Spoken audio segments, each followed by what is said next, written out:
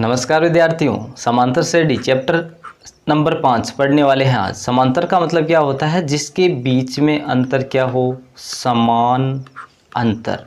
समान अंतर जिसके बीच में होता है वो कहलाता है समांतर। और श्रेणी का मतलब जो सीरीज चलती है उसी को बोलते हैं हम श्रेणी। तो समान अंतर वाली जो सीरीज होगी उसी का हम इस अध्याय में अध्ययन करने वाले हैं। तो पहला जो लिखा है मैंने वो देखिए 2, 6, 18, 54। इसमें समान अंतर नहीं है। हाँ, कुछ बन तो रहा है, देखो 3 गुना है, ये भी 3 गुना है, ये भी 3 गुना है, लेकिन गुणा में 3 है, प्लस में नहीं है। हमें कौन सी चाहिए? जिसमें प्लस में हो।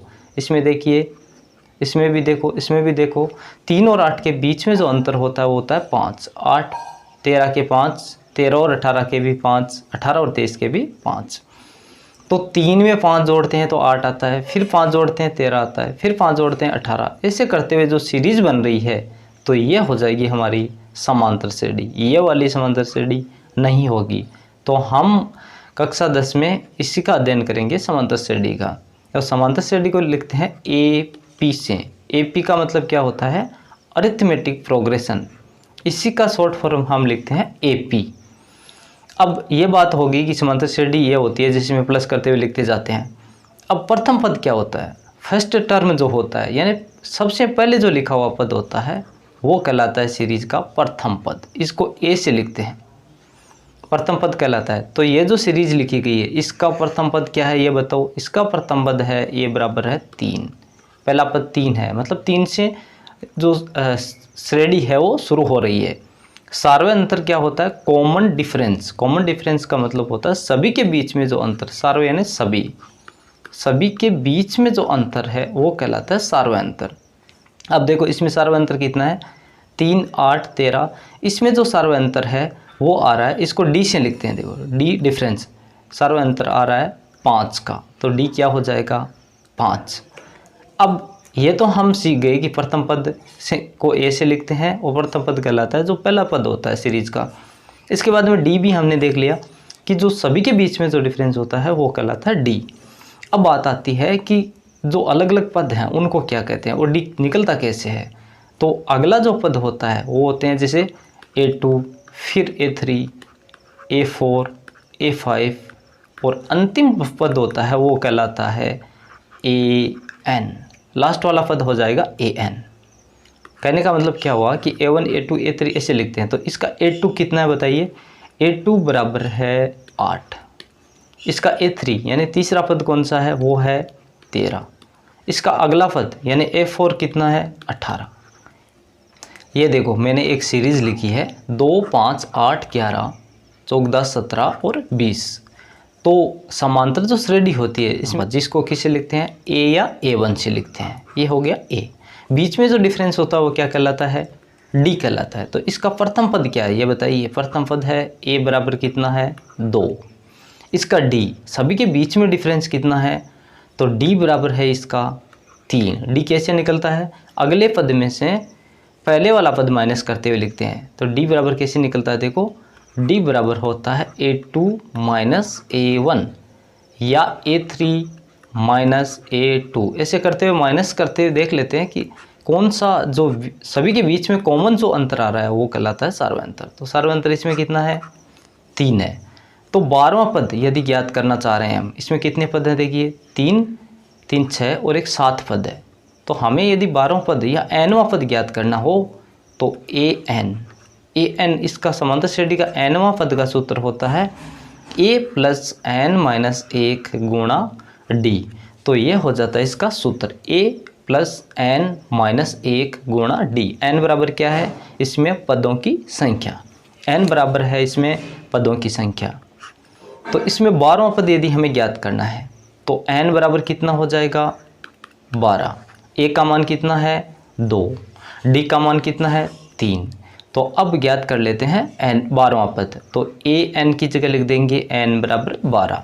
A का मान कितना है? 2 प्लस में N माइनस N 12 माइनस 1 गुणा D का मान कितना है? 3 बराबर हो जाएगा 2 प्लस 12 माइनस 1 11 गुणा 3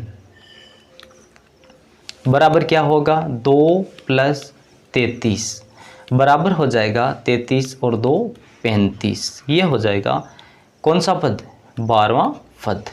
कहने का मतलब यदि हम ऐसे जोड़ जोड़ के लिखें 2, 5, 8 3 जोड़ जोड़ के, तो 12 नंबर पे जो पद आएगा वो कौन सा होगा?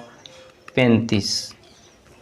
आगे देखिए, समांतर श्रेणी बनाना। बनाना का मतलब जैसे हमें ए और डी दे दिया, मान लो ज्ञात है, जैसे ए का मान है 5 और डी का मान है 6, तो पद कैसे बनाएंगे इसके? पहला पद कौन सा होगा?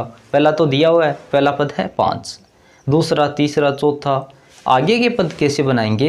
तो वो देखो ऐसे बनाते हैं कि ए बराबर प्रथम पद तो दिया गया है, वो कितना है? 5। दूसरा पद बनाने के लिए क्या करते हैं? ए प्लस डी लिख देते हैं। ए प्लस डी का मतलब क्या हुआ? जो सर्वांतर उसको जोड़ देंगे तो कितना हो जाएगा? 5 + 6 = 11। अब देखो सभी में डिफरेंस कितना रहना चाहिए? 11, मतलब 6 का डिफरेंस हो, तो तीसरा वाला पद क्या आएगा बताओ? तीसरा पद आ जाएगा 17, चौथा पद क्या आएगा? 23, पांचवा क्या आएगा? 29। अब ये बना कैसे 17? a + 2d, चौथा हो जाएगा a + 3d, यानी एक कम गुणा d कर देते हैं, पांचवा हो जाएगा a + 4d। कैसे देखो, a + d यानी a में प्रथम पद में d जोड़ दिया तो कितना हो गया? 11। दूसरे पद में a में प्रथम पद में जोड़ते हुए लिखते हैं, प्रथम पद है 5, फिर क्या जोड़ना है? 2 × d। 2d का मतलब क्या? d का मतलब 6, डबल कर देंगे, 12 जुड़ जाएगा। ऐसे ही तो जुड़ेगा ना, आगे अंतर जुड़ता हो जाएगा, तो 2 बार जोड़ देंगे, फिर 3 गुणा जोड़ देंगे, तो 12 और 5 कितने हो गए? 17। फिर a + 3d, 3d का मतलब 18, 18 और 5 23, a + 4d, एक प्रथम पद 5 + 4 × 24, तो यह हो गए 29।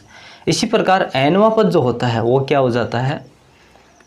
a + n - 1 × d। ये हमने पहले सूत्र देखा ना, वो इसी प्रकार बना है, a + n - 1 × d। देखो जैसे तीसरा पद है, तो तीसरे में क्या लिखा हमने? 2d, एक कम लिखा ना, a + 3 में से एक कम 2 × d। जैसे पांचवा पद है तो कैसे लिखा? a + 4d।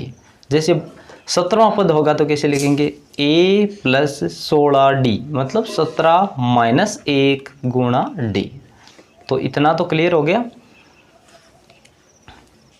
ये एक क्वेश्चन देख लेते हैं जिसमें समांतर श्रेणी दी गई है, 7, 9, 11, 13, 15, 17 का 15वां पद ज्ञात करना है। तो 15वां पद कैसे ज्ञात करते हैं? हमें पता ही है ना, 15वां का मतलब क्या हो जाएगा? a + 14d हो गया, सीधा आंसर निकाल लो इससे। या सूत्र होता क्या है इसका? a + n - 1 × d, या a + 15 में से एक कम 14d, मैंने सीधा लिख दिया। तो a का मान कितना है बताओ? a का मान है 7, d का मान कितना है? 9 में से देखो 7 कम 2, 11 में से 9 कम 2, तो d का मान है 2। तो आंसर क्या निकलेगा? 7 + 14 × 2, या 7 + 28 = 35। इसका आंसर क्या आ जाएगा? 35। चलिए आगे देखते हैं, समांतर श्रेणी के n पदों का योगफल। योगफल का मतलब क्या हुआ? जैसे मान लो कोई श्रेणी लिखी हुई है 2, 4, 6, 8, ये है मान लो, तो इसके सारे पदों को जोड़ेंगे, उसी को बोलेंगे योगफल। जैसे 4 और 2 6, 6 12, 12 और 8 20, ये हो गया योगफल। ऐसे मान लो हमें कुछ दिया हुआ है तो इसका योगफल ज्ञात करना होता है। योगफल के लिए सूत्र होता है SN, S यानी सम, n पदों का सम, योगफल। n/2 कोष्टक 2a + n - 1 × d, ये होता है योगफल का सूत्र। या हम इसको लिख सकते हैं n/2 a + l। l कहलाता है हमारा अंतिम पद। अंतिम पद को क्या लिखते हैं? l। या l बराबर क्या होता है? a + n - 1 × d, ये क्या कहलाता है? l, अंतिम पद। जैसे कहते हैं ना, जैसे मान लो हमने पिछली में पढ़ा था कि अंतिम 12वां पद या कोई सा भी पद, तो अंतिम जो पद होता है वो कहलाता है l। और अंतिम पद का सूत्र क्या होता है? a + n - 1 × d। तो यहाँ पे देखो 2a है ना, इसको एक a को a+ कर दिया, और a प्लस एन माइनस 1 गुणा डी एल का मान हो गया। तो सीधा जो सूत्र होता है वो होता है n/2 a प्लस एल, ये हो जाता। तो योग के लिए इक्वेशन देख लेते हैं। क्वेश्चन दिया है कि 3, 5, 7, 9, 11, 13, 15, 17, 19 और 21 इनका क्या ज्ञात करना है, योग। तो इसमें देखिए प्रथम पद क्या है, सबसे जो पहले लिखा हुआ है प्रथम पद है 3। सार्वय अंतर कितना दिख रहा है, 3 और 5 के बीच में 2 का, 7 और 5 के बीच में 2 का। कैसे निकालते हैं, a2 minus a1 a3 minus a2, या सीधा देख लो ना बीच में डिफरेंस क्या आ रहा है, तो डिफरेंस d बराबर आ रहा है 2। पद कितने गिन लो, 3 और 3 6, 3 9 और 1 10, 10 पद है। तो हमारे पास कौन कौन से मान आ गए, देखो एक मान आ गया है हमारे पास a, एक का मान है 3, d का मान हमारे पास आ गया है 2, n हमारे पास कितने हैं 10। इतना क्लियर हो गया, a 3 है, d 2 है और n बराबर है 10। अब योग का सूत्र क्या होता है, एस एन बराबर होता है n/2 कोष्टक a प्लस अंतिम पद हमें दिया गया, अंतिम पद है 21, तो मैं सीधा लिख देता हूँ a प्लस एल, या वही होता है n/2 2a प्लस n-1 गुणा d।